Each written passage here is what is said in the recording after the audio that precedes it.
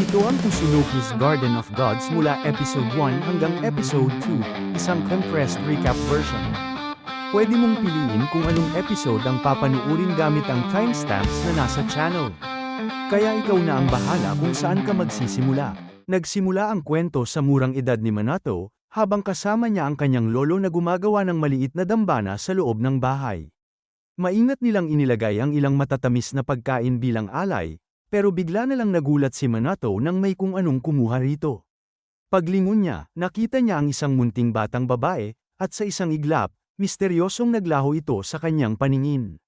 Sa halip na matakot, natuwa pa ang kanyang lolo. Ibig sabihin daw nito, sa wakas ay nakikita na ni Minato ang mga nilalang na hindi kayang makita ng ordinaryong tao. Ipinaliwanag niya na ang batang iyon ay isang espiritu ng bahay, isang nilalang na matagal nang naninirahan roon, mas matagal pa kaysa sa kanya. Sinabi ng lolo niya na huwag niya itong katakutan at hayaan na lang na kumuha ito ng merienda kung kailan ito gusto. Ayon sa kanya, may kakaibang kakayahan si Minato, nakakakita siya ng mga bagay na hindi nakikita ng iba. Posibleng magdala ito ng problema, pero balang araw, magiging malaking tulong din ang kapangyarihang iyon.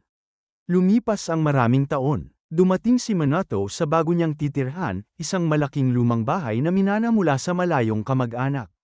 Ngunit paglapit pa lang niya, may kakaiba na siyang naramdamang presensya sa paligid nito. Parang may nakapalibot na misteryosong enerhiya. Nang hawakan niya ang gate, bigla itong nagkalat at naglaho na parang usok. Kasabay noon, tinangay ng hangin ang papel na hawak niya na may direksyon papunta sa bahay. Lumipad ito papunta sa isang dambana sa gitna ng kagubatan, at sa mismong sandaling puroon ang papel. Sumabog ang isang kakaibang kapangyarihan. Sa loob ng dambana, isang misteryosong mata ang dahan-daang nagmulat. Pagpasok niya sa bahay, humanga si Minato sa laki nito, pero halatang matagal na itong walang nakatira. Habang naglilinis siya, kinausap niya ang kanyang ina tungkol sa pinagmula ng bahay. Ipinaliwanag nito na itinayo ito ng isang matandang kamag-anak para sa kanyang pagreretiro. Ngunit namatay ito bago pa tuluyang matirhan. 2 taon nang bakante ang bahay, at nagtaka si Minato kung bakit walang gustong bumili nito. Ayon sa kanyang ina, may ilang taong tumingin sa bahay noon, pero palagi silang umaatres na parang may kung anong hindi maipaliwanag na dahilan. Habang pinag-uusapan nila yon, may isang misteryosong hamog na tahimik na nakatingin sa mga sulat ni Minato. Kinabukasan, may napansin siyang mga bulaklak na nakalatag sa likod bahay. Nagtaka siya kung sino ang nag-iwan nito. Maya-maya, may naramdaman siyang kakaiba sa mga palumpong. Nang sumunod na araw, nagpasalamat siya sa hardinirong nag-ayos ng bakuran. Ngunit habang nag-uusap sila, biglang may misteryosong usok na lumutang sa ibabaw ng lalaki, at agad itong napahawak sa braso dahil sa sakit. Sa eksaktong sandaling yun, isang piraso ng papel na may sulat ni Minato ang tinangay ng hangin at dumaikit sa kanyang braso, at agad nawala ang sakit. Doon nagsimulang mapansin ni Minato ang kakaiba, palagi na lang nawawala ang mga sulat niya. Makalipas ang isang araw, may nakita na naman siyang mga bunga na iniwan sa bakuran. Bigla niyang namataan ang isang misteryosong nilalang at naalala niya ang espiritu ng bahay noong bata pa siya, ganito rin yun mag-iwan ng mga regalo para sa kanya. Doon niya naisip ang totoo. May espiritong nag-aalaga sa kanya. Dahil dito, naghanda siya ng alay bilang pasasalamat. At sa wakas, nagpakita rin ang nilalang. Isa itong napakalaking nilalang na mukhang aso. Nagulat si Minato nang bigla itong magsalita. Hindi raw ito aso. Ang pangalan niya ay Yamagami, isang Diyos ng kalapit na bundok. Doon naintindihan ni Minato na si Yamagami ang nag-iiwan ng mga regalo para sa kanya. Bilang ganti, binigyan niya ito ng pagkain. Masayang sumubo si Yamagami at sinabing kahit mataba ang karne, napakasarap pa rin ito. Sinubukan pa siyang alukin ni Minato ng sake, pero tumanggi ito. Hindi pa raw bumabalik ang buong lakas niya kaya tubig na lang muna ang kaya niya. Pagkatapos, isiniwalat ni Yamagami ang isang nakakagulat na katotohanan. Ang mga sulat ni Minato ay may kapangyarihang nagpapalayas at sumisira sa masasamang espiritu. Ipinaliwanag niyang habang humihina siya, may masasamang nilalang sa bundok na naging mapanganib. Ngunit tuwang-tuwa raw siyang panoorin kung paano walang kamalay-malay na winawasak ni Minato ang mga ito gamit lamang ang kanyang sulat kamay. Labis itong ikinagulat ni Minato. Naalala niya tuloy ang nag-iisang pagkakataon noong bata siya na may pumuri sa kanyang sulat, isang misteryosong customer na namangha sa nameplate na ginawa niya para sa bahay ng pamilya nila. Mula noon, naging hobby na niya ang paggawa ng mga nameplate. Nang marinig ito ni Yamagami, sinabi nitong isabit niya ang ilan sa bagong bahay. Nang ikabit ni Minato ang mga yun sa harap at likod ng bahay, agad nabuo ang isang makapangyarihang barrier sa paligid nito. Ayon kay Yamagami, hindi na kayang lapitan ng masasamang espiritu ang bahay. Doon nagsimulang maunawaan ni Minato kung gaano kalakas ang kakaiba niyang kapangyarihan. Makalipas ang ilang araw, madalas nang bumisita si Yamagami. Tuwing binibigyan siya ni Minato ng matatamis, lalo itong nagliliwanag. Ipinaliwanag nitong ang paggalang at pasasalamat ni Minato ang nagpapalakas sa kanya bilang Diyos. Samantala, sa ibang lugar, may isang exorcist na nagngangalang Harima ang nakikipaglaban sa mapanganib na masasamang espiritu. Ngunit may isang nilalang ang nakatakas at tumungo sa mataong shopping district. Agad itong hinabol ni Harima. Ngunit bago pa siya makagalaw, ang espiritu ay sumalpok kay Minato, at sa isang iglap, tuluyang nabura ito. Tuluyang natulala si Harima. Ang espiritong hindi nila kayang talunin ay nabura sa isang kisap mata. Samantalang si Minato, wala man lang kamalay-malay sa nangyari. Ang inaalala niya ay ang nawawala na naman niyang shopping list. Pag-uwi niya, ipinakita naman ni Yamagami ang isa pang kakayahan nito. Sa isang iglap, ginawa nitong napakaganda ng bakuran. Pero dahil sa paggamit ng kapangyarihan, lumiit si Yamagami pansamantala. Hindi nagtagal, ipinakilala rin nito ang mga munting alagad nito, mga nilalang na tinawag niyang Martens. Ilang araw pa ang lumipas, bumisita si Harima sa bahay ni Minato. Pagdating pa lang niya, agad niyang naramdaman ang napakalakas na banal na enerhiyang bumabalot sa lugar.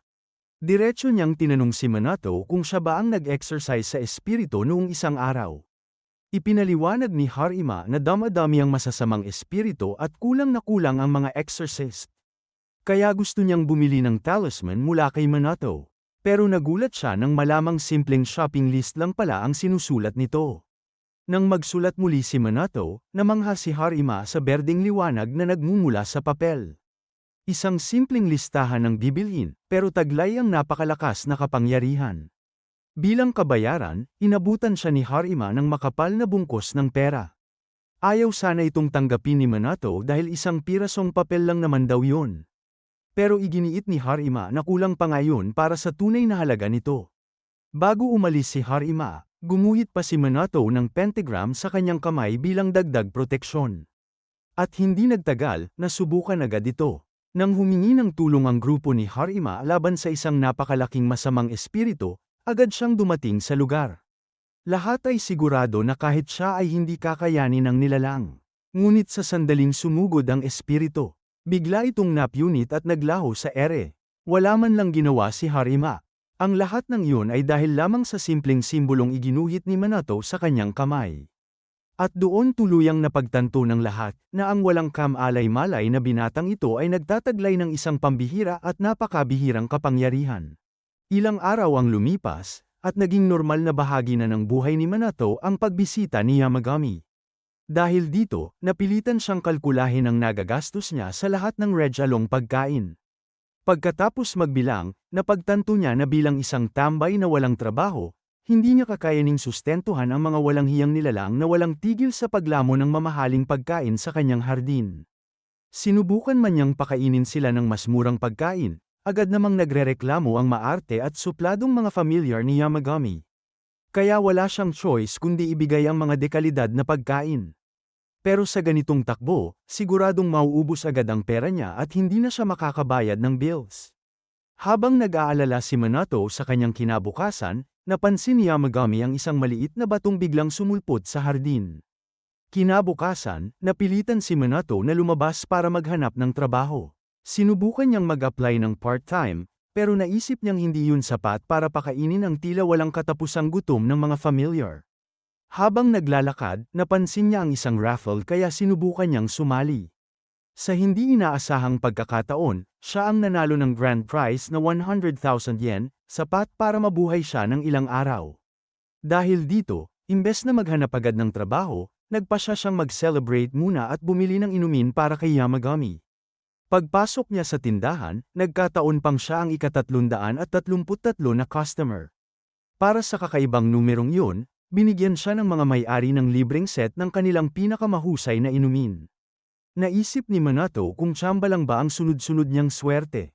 Pero nang sunod-sunod na jackpot pa ang mapanalunan niya, naniwala siyang may kakaibang nangyayari sa kanyang kapalaran. Umuwi siya bilang parang milyonaryo at tinanong si Yamagami kung ginamit ba nito ang kapangyarihan para ayusin ang loto. Umiling si Yamagami at itinuro ang kakaibang pagong sa lawa bilang dahilan. Ipinaliwanag niya na ang pagong na yun ay si Reiki. Isa sa 4 na sagradong nilalang na nagbibigay ng swerte. Ayon sa kanya, minsan nang natulungan ni Manato si Reiki, kaya ngayon ay ginagantihan siya nito. Kahit hindi maalala ni Manato ang pangyayaring yun, sinabi ni Yamagami na nailigtas niya si Reiki mula sa isang masamang espiritu nang hindi niya sinasadya. Hindi pa rin kumbinsido si Manato, hanggang sa makatanggap siya ng tawag mula sa kanyang ina na nanalo raw siya ng 1 million yen sa isang lumang raffle. Doon na niya tuluyang tinanggap na totoo nga ang kapangyarihan ni Reiki at nagpasalamat siya rito. Nais ni Reiki na manatili sa lawa, at dahil siya naman ang may-ari, pumayag si Manato. Bilang pasasalamat, inalok niya ito ng inumin. Sa sandaling marinig ang salitang libre, biglang nag-teleport ang mabagal na pagong papunta sa mangkok. Napangiti si Manato at hinayaan itong uminom hanggat gusto nito. Biglang may lumitaw na kumikinang na orb sa harap niya. Nang mawala ang liwanag, naging malinaw na mga buto pala ang laman nito. Ipinaliwanag ni Yamagami na regalo yun ni Reiki. Habang magtatanim si Manato, binalaan siya ni Yamagami na magiging napakalaki ng halamang tatuborito. Pagkalipas ng ilang araw, lumabas si Manato sa hardin dala ang cookies para kay Yamagami at sa mga familiar nito. Biglang may 2 maliit na espiritu na sumilip mula sa bubong, na ikinagulat niya. Ipinakilala sila ni Yamagami bilang sina Fujin at Raijin, ang mga Diyos ng hangin at kidlat. Kahit nakakatakot sila sa mga alamat, sa personal ay mukhang cute sila. Nang malaman ang kanilang tunay na pagkakakilanlan, inalok sila ni Manato ng cookies, na agad naman nilang tinanggap.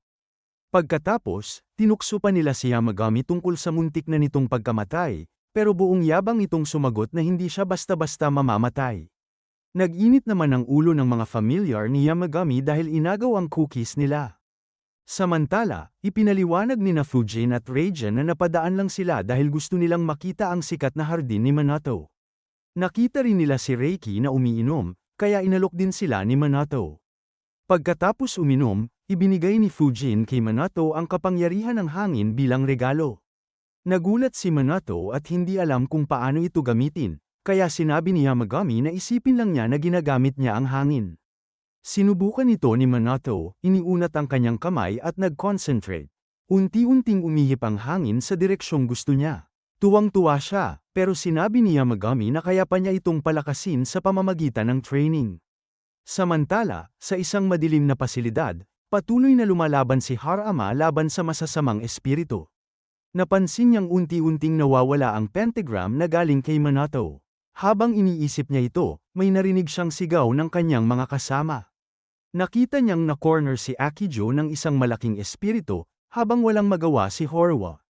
Sa huling sandali, dumating si Harama at tinalo ang espiritu gamit lamang ang kanyang shopping list. Dahil dito, lalong nainis si Akijo at kinwestiyon si Horwa tungkol sa pinanggagalingan ng kapangyarihan ni Harama. Pagkalipas ng ilang araw, napansin ni Manato na huminto na ang ulan, pero hindi naapektuhan ang kanyang hardin. Ipinaliwanag ni Yamagami na may barrier ito dahil sa enerhiya ng mga mahiwagang nilalang. Napansin din ni Manato na tumubo na ang mga butong itinanim niya at naging maliit na puno. Tinawag ito ni Yamagami na Kusenanoy, ang sagradong puno ng tahanan. Habang dinidiligan ito, inilabas ni Manato ang kanyang hiking gear. Nagulat si Yamagami at tinanong kung saan siya pupunta. Sagot ni Manato, gusto niyang akyatin ang bundok ni Yamagami. Binalaan siya nito na hindi yun madaling gawin, pero kampante si Manato. Sa huli, pumayag si Yamagami, basta't huwag lang siyang lalagpas sa kinaroroonan ng kanyang shrine. Matapos ihanda ang lahat, nagsimula na si Manato sa pag-akyat sa Mount Hojo kasama ang 3 familiar ni Yamagami. Habang tumatagal ang paglalakad, nahihirapan siya sa matarik at mabatong daan, pero patuloy siyang pinapalakas ng loob ng mga espiritu. Matapos ang isang mahaba at nakakapagod na pag-akyat, narating din ni Minato ang isang maluwag na bahagi ng bundok kung saan nakita niya ang lumang shrine ni Yamagami, sira-sira at tila pinabayaan na ng panahon. Sinabi ng mga familiar na hindi na niya kailangang ayusin ito, pero iginiit ni Minato na gusto niyang ayusin ang shrine bilang respeto sa kanyang kaibigan. Dahil sa kanyang sinseridad, tumulong ang mga espiritu sa pagdadala ng mga materyales at sabay-sabay nilang inayos ang shrine. Pagkatapos ng ilang oras, natapos din nila ang paglilinis at naupo para kumain. Biglang may narinig silang nakakakilabot na mga ungol mula sa kalapit na gubat. Walang sabi-sabi, agad na tumayo ang mga espiritu para imbestigahan ito, kaya sumunod si Minato. Pagdating nila, nakita niya ang makapal na itim na ulap na parang usok na nakapalibot sa isang talon. Mula sa maitim na ulap, lumitaw ang isang masamang espiritu at agad nitong inatake ang isa sa mga familiar na napilitang magtago sa bisig ni Minato. Napansin ng isa na tila may naabsorb pang ibang nilalang ang espiritu kaya mas naging malakas ito. Tinanong nila si Minato kung nakikita niya ito, at sinabi niyang karaniwan ay mabubuting espiritu lang ang nakikita niya, pero sa lakas ng nilalang na iyon. Kahit siya ay bahagya na itong nakikita. Dahil natatakot ang mga familiar na lumapit, nagpasya si Minato na harapin ito gamit ang kanyang mga papel na may sulat, at gamit ang kapangyarihan ng hangin, at agad na naglaho ang masamang espiritu. Pagkawala nito, may nahulog na kakaibang orb mula sa katawan nito, at nang maglaho ang liwanag, isang misteryosong nilalang ang lumabas. Lalapitan sana ito ni Minato para tingnan kung ayos lang, pero bigla itong naging alerto at tumakas. Kahit medyo nadismaya siya, natuwa pa rin siya dahil mukhang ligtas ang nilalang. Makalipas ang ilang sandali, bumalik siya sa bahay at pinasalamatan siya ni Yamagami sa pag-aayos ng kanyang shrine. Tinanong ni Minato ang tungkol sa nilalang na nakita niya, pero tulad ng dati, hindi na naman ito sinagot ni Yamagami. Habang pinag-uusapan nila ito, napansin ni Minato na huminto na sa paglaki ang Kusenanoy tree. Biglang inalerto ni Reiki si Minato sa pintuan. Paglabas niya, nakita niya ang isang maliit na asul na dragon na lumulutang sa hangin. Yumuko ito bilang pagbati, kaya gumanti rin siya ng paggalang. Inanyayahan niya ito sa loob at tinanong si Yamagami kung sino ito. Ipinaliwanag ni Yamagami na ang dragon ay si Oryu, isa pang sagradong nilalang na nagdadala ng swerte. Nang makita ni Oryu ang Kusenanoy tree, lumabas ito at gumamit ng kakaibang kapangyarihan. Kahit may barrier ang hardin, biglang nagtipon ang maitim na ulap sa itaas nito. Nang umulan, hindi ito pangkaraniwan, sa loob lang ng ilang segundo, lumaki ng napakalaki ang Kusenanoy tree. Pagkatapos nito, pinahinto ni Oryu ang ulan at humingi ng pahintulot kay Minato na manirahan sa kanyang lawa. Pumayag si Minato basta't papayag si Reiki. Dahil wala naman itong problema, nanatili na rin si Oryu sa kanila. Ipinaliwanag ni Yamagami na gusto ni Oryu si Minato dahil kahit si Harama ang direktang nagligtas dito mula sa masamang espiritu. Napansin nito na ang pinanggagalingan ng kapangyarihan ay si Minato. Hindi nagtagal, dumating si Harama sa pintuan para humingi ulit ng mga sulat panlaban sa espiritu. Binigyan siya ni Minato, at bilang kapalit, nagdala ito ng masarap na dessert. Naglaway agad si Yamagami sa nakita, pero nakatutok si Minato kay Harama. Tinanong niya kung epektibo ba ang pentagram, at pinuri siya ni Harama sa lakas nito. Humiling pa ito na gumuhit ulit si Minato ng panibagong simbolo sa kanyang kamay, pero ibang hugis naman. Ipinaliwanag niya na ang pentagram ay simbolo ng ibang pamilya. Sumunod si Minato at gumuhit ng bagong disenyo habang pinagmamasdan ni Harama. Isa sa mga kasamahan nito ang nagsabi na hindi praktikal ang mga papel ni Minato dahil mahirap itong ihagis. Sagot ni Harama, naayos na niya yun sa pamamagitan ng paggawa ng matitigas na business card. Nagbiro ang kasama na parang superhero na si Harama dahil sa mga throwing cards niya. Pero agad din siyang naging seryoso at binalaan si Harama na itago ang pagkakakilanlan ni Minato. Dahil maaaring abusuhin ng masasamang tao ang kanyang kapangyarihan. Binanggit din niya na alam na ni Akijo ang tungkol kay Minato, at umaasa siyang hindi nito sasaktan ang binata. Samantala, sa palengke, hindi inaasahang nagkabanggaan sina Minato at Akijo. Tinitigan siya nito ng masama bago umalis. Nalito si Minato at nagpatuloy sa paglalakad, hindi niya napansin na palihim na nagdikit si Akijo ng isang maliit na anteng-anteng sa kanyang likod. At kung nag-enjoy ka sa recap na to at gusto mo pang makakita ng mas maraming anime breakdowns na mabilis pero solid, siguraduhin mong like ang video, mag-subscribe sa channel, at i-hit ang notification bell para hindi ka mahuli sa mga susunod na uploads. Comment ka rin kung anong anime ang gusto mong gawan natin ng recap next, baka yun na ang susunod. Salamat sa panunood, at magkikita tayo sa next video.